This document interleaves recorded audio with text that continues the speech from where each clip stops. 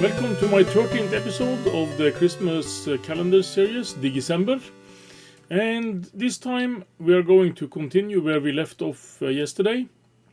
We are going to do some breadboard work on the 7476, and we are going to watch how this works on the oscilloscope.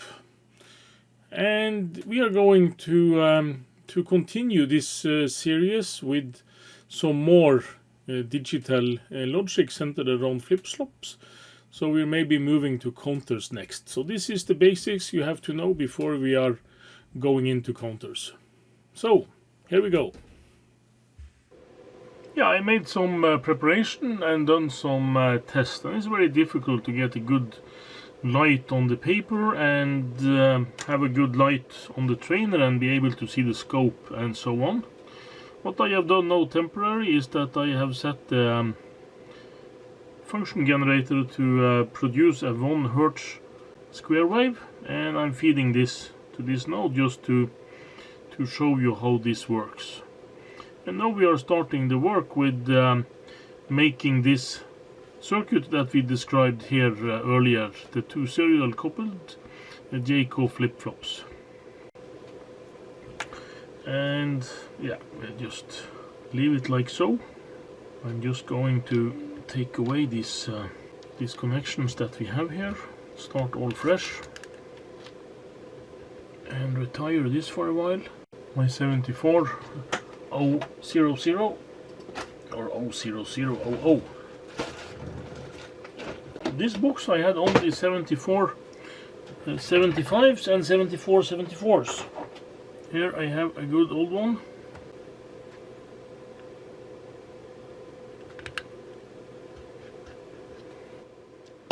Let's start where it normally goes wrong with me, the earth wire.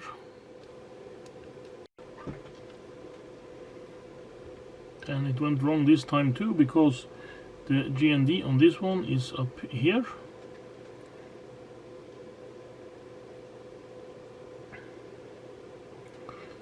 And what we are going to do is we are going to make a lot of things one.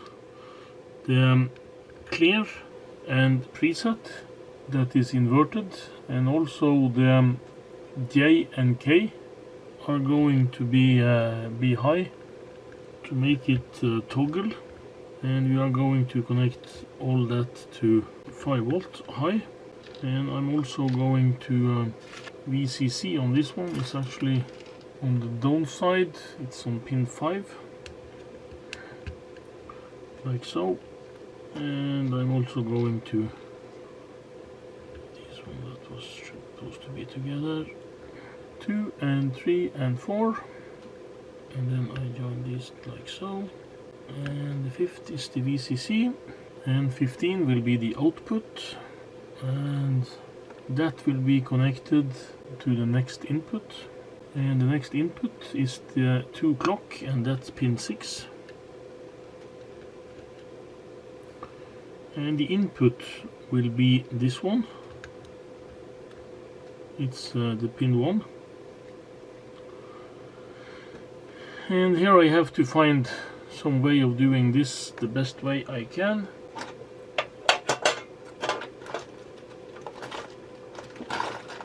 It seems like every one of my clamps is out. So okay, I have to make do with a bad set of clamps.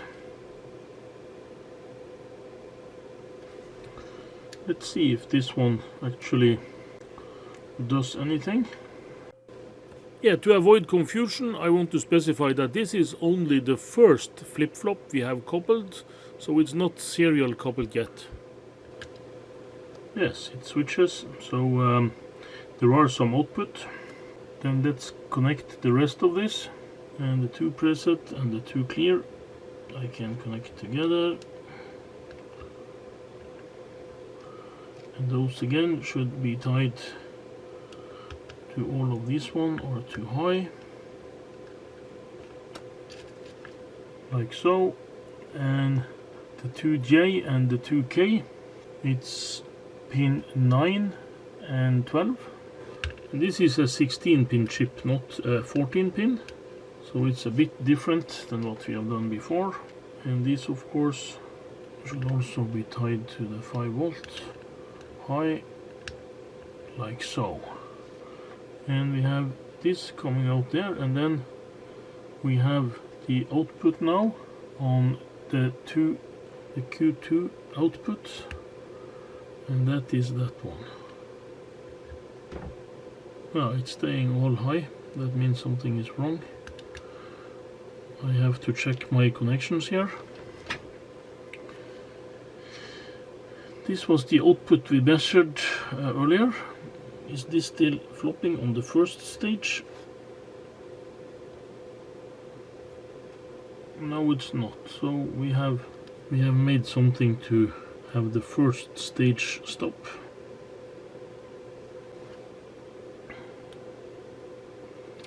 Of course, it's the ground wire again.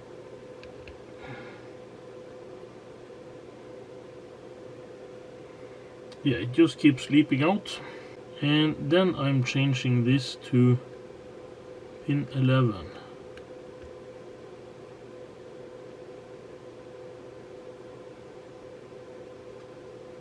Okay, then this is working like so. And I'm going to hook up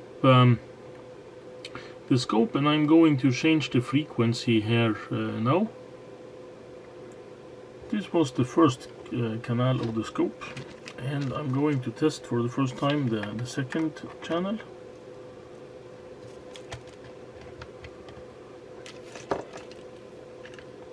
And yeah, I always make a mess of my wires, of course.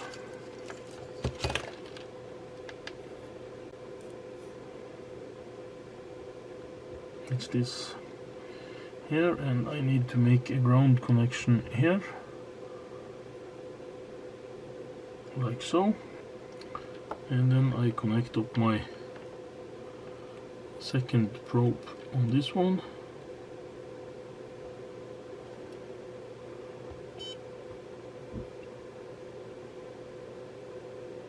I don't think it has discovered yet that I have two probes, but I will increase the frequency. Now this frequency should be 1000 Hz on this one, and I have to check what I'm doing here to enable both probes. This does not do anything. I go to the menu and channel 1.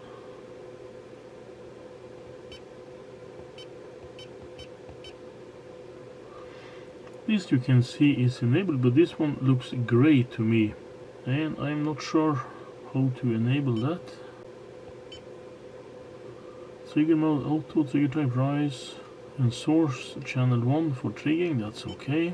And displays, persistent, roll, and here you don't have any displays, aux, caliber, auto shutdown and stuff. This is just AC/DC. It was a bit strange.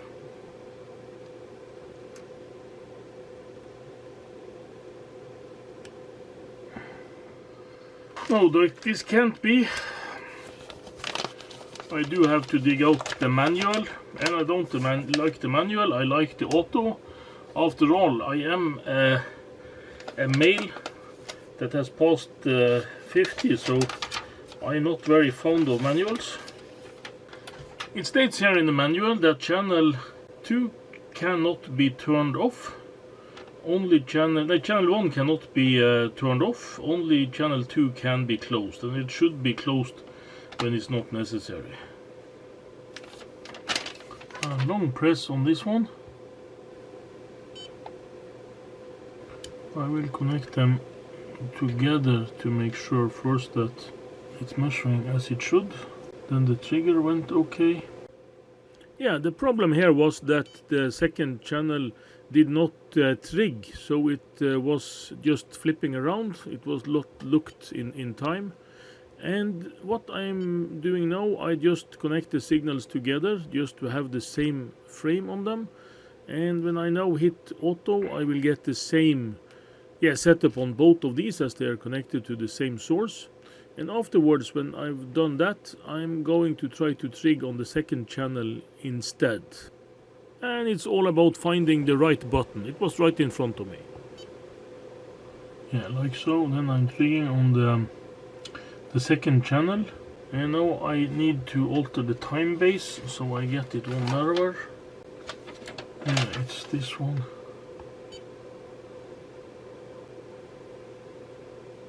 Yes.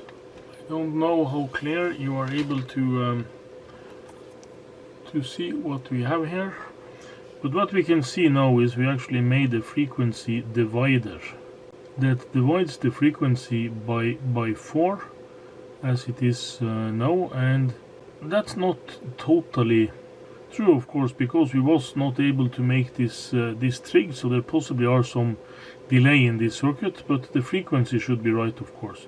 And here you can see frequency on the green one is 250 Hz and 1 kilohertz on the first channel, that is the input. And if I instead take and measure on the input of or the output of the first JK flip-flop, you can see that I have half the frequency. So a JK flip-flop like this acts as a perfect frequency divider, and that's one of the main uses for flip-flops as standalone devices. It's actually to divide frequencies. And this also brings us to the next topic that we are going to explore tomorrow, and that is the start to look on counters. So it was a bit messy, it was some learning on this oscilloscope, and it also was about coupling up the circuit, but this is what we actually learned and we have seen for ourselves. And I'm also going to show you one more thing, and that is the nature of the Smith trigger. The Smith trigger is a device that has some hysteresis, and that means that it has a different point for where it switches on and where it switches off. And if we are going to feed some circuit with a sine wave, to convert this rather bizarre beast to a square wave, we need some kind of device that flips at a given level to convert this to a square wave.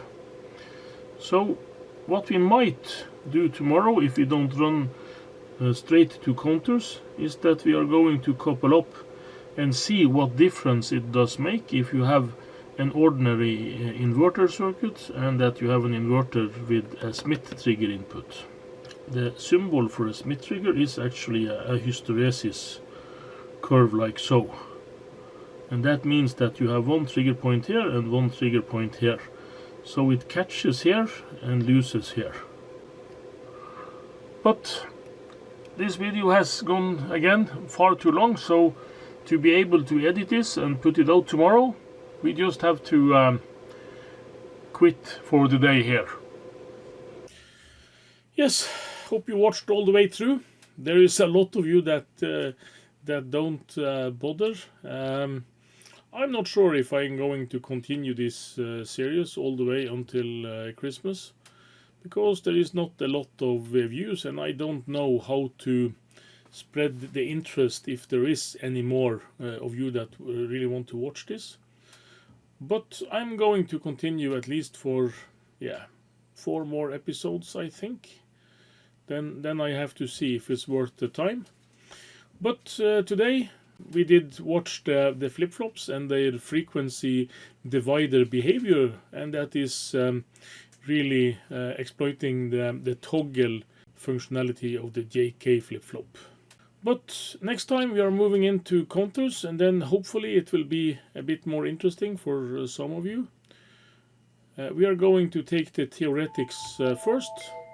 So that will be the start of the next episode. That actually will be the 14th in this series. So thanks for watching. Hope to see you again tomorrow.